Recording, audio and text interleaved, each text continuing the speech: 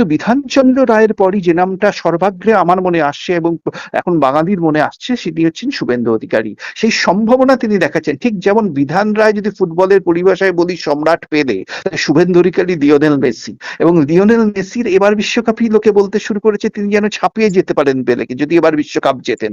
শুভেন্দু অধিকারীও কিন্তু বাংলার রাজনীতির বিশ্বকাপ জেতার পথে একেবারে পা বাড়াচ্ছেন।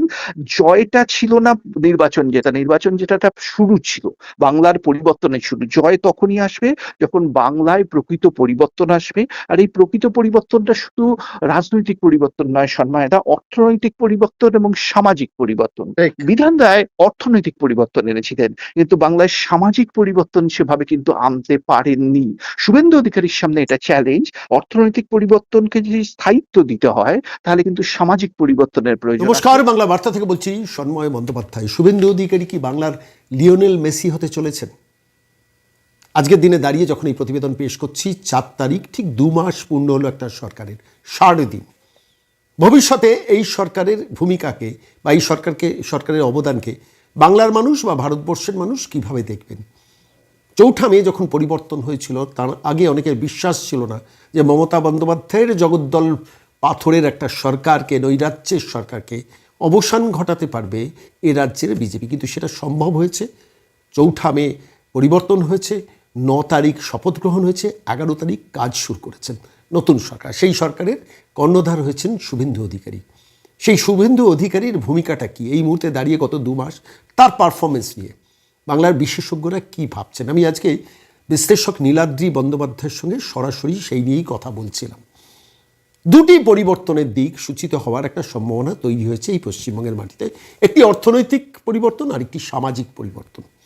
এবং সেই অর্থনৈতিক পরিবর্তনের কাণ্ডারি ছিলেন একসময় ডাক্তার বিধানচন্দ্র রায়, স্বাধীনোত্তর ভারতবর্ষে, এই পশ্চিমবঙ্গের। ডক্টর বিধানচন্দ্র রায়কে নীলাদ্রিবাবু তুলনা করেছেন সরাসরি পেলের সঙ্গে, যুগশ্রেষ্ঠ পেলের সঙ্গে। এবার ডক্টর বিধানচন্দ্র রায় কি অতিক্রম করে যেতে পারেন শুভেন্দু অধিকারী? এই আলোচনায় এখনই খুব বেশি করা উচিত নয়, কিন্তু করার সম্ভাবনা তৈরি হয়েছে। প্রথম 2 মাসে যে গতিতে, যে দ্রুততায় একটার পর একটা পদক্ষেপ এ রাজ্যের নবনির্বাচিত সরকারের মুখ্যমন্ত্রী শুভেন্দু অধিকারী নিয়েছেন। তাই প্রশ্নটা উঠছে যে এই মুহূর্তে দাঁড়িয়ে লিওনেল মেসি কি পেলেকে অতিক্রম করে যাবেন?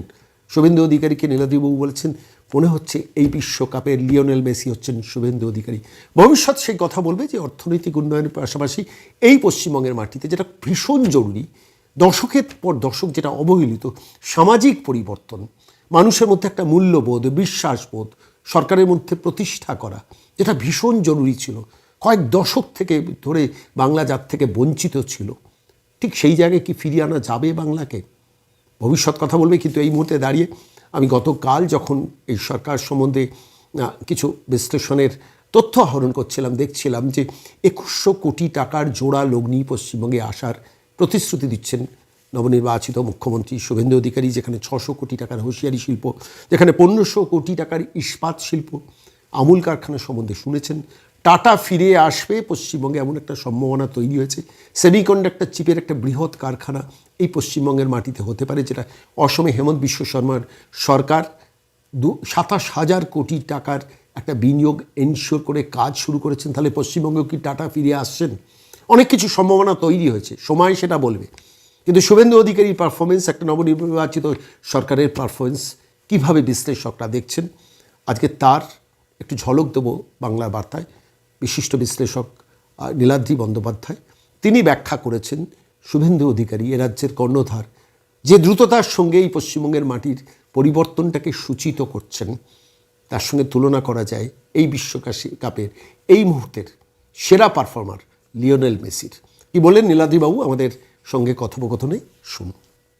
সন্ময়দা, আমার কোথাও মনে হয় এই সরকারকে শুধু একটা সরকার পরিবর্তন বললে বোধহয় খুব ছোট করে দেখা হয়। এটা বাংলার হিন্দুদের জন্য এক নতুন স্বাধীনতা দিবস, 4 মে। এবং এই স্বাধীনতার 2 মাস পূর্ণ হতে চলেছে। কারণ যে সংকটের মধ্যে হিন্দুরা পড়েছিলেন গত 5 বছর কি ইরাদার গত 15 বছর ধরে, সেই সংকট থেকে মুক্তির রাস্তা দেখিয়েছে এই পরিবর্তন। সেই পরিপ্রেক্ষিতে যদি দেখি, এখন তো বিশ্বকাপ চলছে, বিশ্বকাপের ভাষায় যদি বলি, তাহলে এই পরিবর্তনের কাণ্ডারি যিনি, তাকে কোথাও আমার মনে হচ্ছে ওই বিশ্বকাপের মাঠে যেরকম লিওনেল মেসি, ঠিক তেমনই পশ্চিমবঙ্গের রাজনীতির অঙ্গনে শুভেন্দু অধিকারীকে আমরা দেখতে পাচ্ছি। বিরোধী দলনেতা হিসেবে সন্ময়দা আমি শুভেন্দু অধিকারীকে যতটা পয়েন্টস দেব, মমতা বন্দ্যোপাধ্যায় থেকে তিনি কিন্তু পিছিয়ে থাকবেন, কিন্তু মাত্র 2 মাসে মমতা বন্দ্যোপাধ্যায়ের যে 15 বছরের মুখ্যমন্ত্রিত্বের সময়, সেই সময়টাকে কার্যত তিনি অতিক্রম করে গেছেন বিভিন্ন পদক্ষেপ নিয়ে। আমরা দেখেছি কিভাবে কলকাতার বুকে এটা সম্ভব ছিল, আমরা ভাবিনি কোনোদিন যে এখানে আমরা রাস্তায় বসে যে নামাজ পড়ার যে প্রথা ছিল, রাস্তা ব্লক করে শুক্রবার দিন নামাজ হতো, সেই প্রথা বন্ধ হয়ে যাবে। আমরা কোনোদিন ভাবিনি ভোরবেলা উঠে মাইকে আজান, যেটা আমাদের শুনতে বাধ্য হতাম আমরা, সেটা বন্ধ হয়ে যাবে।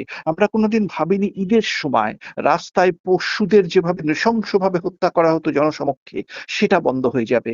আমরা কোনোদিন ভাবিনি এই বাংলার বুকে কার্যত গোহত্যা বন্ধ হয়ে যাবে। আমরা কোনোদিন ভাবিনি যে পার্ক সার্কাস, আমি তো পার্ক সার্কাস এলাকায় থাকি, রাজাবাজারের মতো এলাকায় স্কুটার বা মোটর বাইকে হেলমেট না পরলে পুলিশ অ্যাকশন নেবে।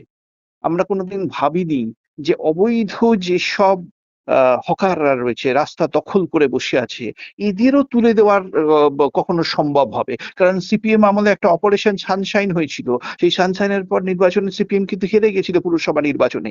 সেই সাহস কেউ দেখাবে এই অপ্রিয় সিদ্ধান্ত অনেকের কাছে যেটা, সেই সিদ্ধান্তটা নেওয়ার, যারা জবরদখল করে রাস্তা বসেছে কোনো নিয়ম ছাড়া, কোনো অনুমতি ছাড়া, তৃণমূলের নেতাদের সম্ভবত বিভিন্ন রকম উৎকোচ, বিভিন্ন রকম টাকার বিনিময়ে সেই অধিকার তারা পেয়েছে, তাদের তুলে দেওয়ার সাহস একটা সরকার দেখাবে। আমরা কোনোদিন ভাবিনি যেগুলো অবৈধ বিল্ডিং কলকাতার বুকে আছে, সেটা কারখানা হোক কি বাড়ি হোক, সেগুলোর উপর বুলডোজার চালাবার সাহস কোনো সরকার দেখাতে পারবে।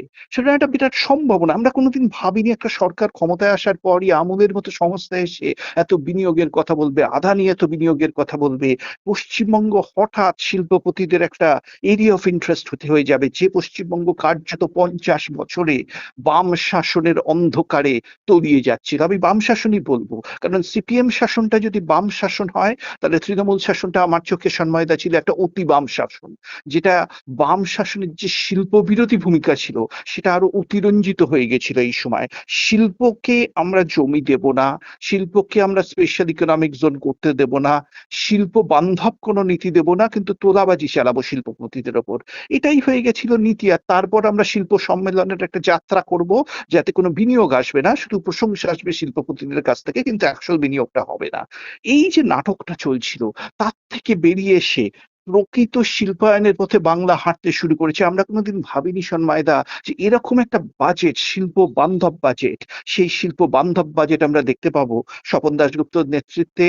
যে বাজেট এখানে প্রস্তাবিত হয়েছে, এই বাজেটটা আসার আলো দেখাচ্ছে, এবং কট্টর সমালোচকরাও এদের সমালোচনা করতে পারছেন না, এমন একটা বাজেট করা হয়েছে যেখানে শিল্পায়নের একদিকে দিশা আছে, যেখানে নতুন এয়ারপোর্ট তৈরি করার কথা বলা হচ্ছে, ইনফ্রাস্ট্রাকচার তৈরি করার কথা বলা হচ্ছে, এর পাশাপাশি কিন্তু যে ওয়েলফেয়ার স্কিম গুলো ছিল, সেই ওয়েলফেয়ার স্কিম গুলোকে আরো বেশি করে গরিব মানুষের, প্রকৃত গরিব মানুষের কাছে পৌঁছানোর একটা উদ্যোগ নেওয়া হচ্ছে।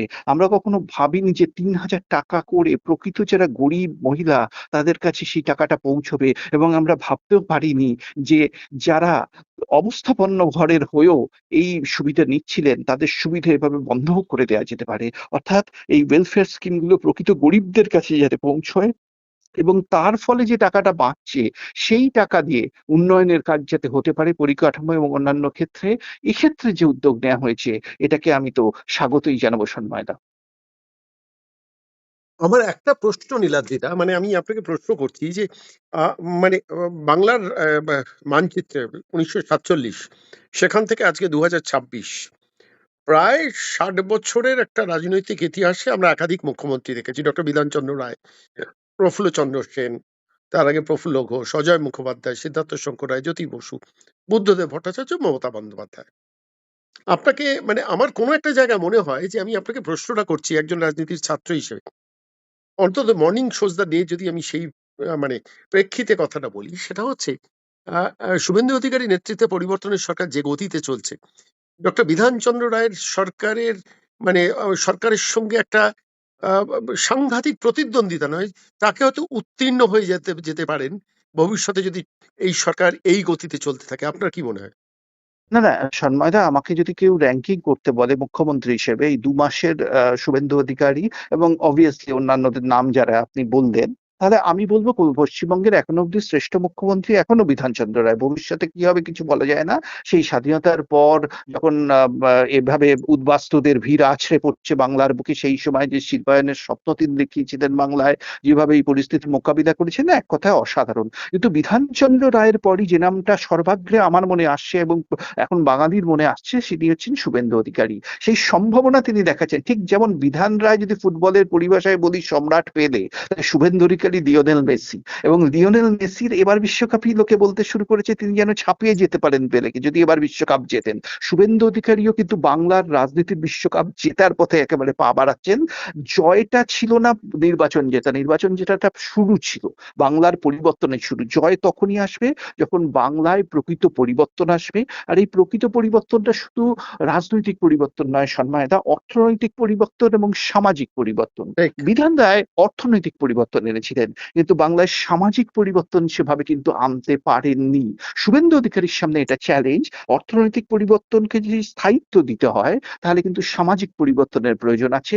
নাহলে আবার সেই বাম শক্তিরা মাথা তুলবে এবং তার ফলে শিল্পায়নের ব্যাহত হবে। বিধান রায়ের পরই বামের যে উত্থান হয়েছিল সেটাই চোখে আঙুল দিয়ে দেখিয়ে দেয় বিধান রায়ের অনুপস্থিতিতে এই পরিবর্তনের, সামাজিক পরিবর্তনের অভাবটা খুব প্রকট হয়ে গেছিল।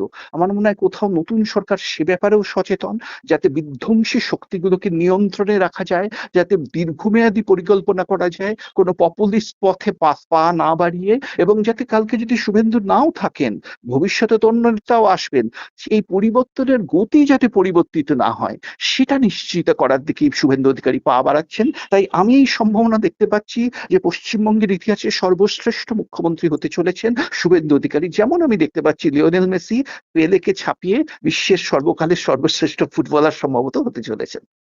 অনেক ধন্যবাদ নীলাদিদা, সুন্দর মূল্যায়ন করলেন আপনি, অনেক ধন্যবাদ।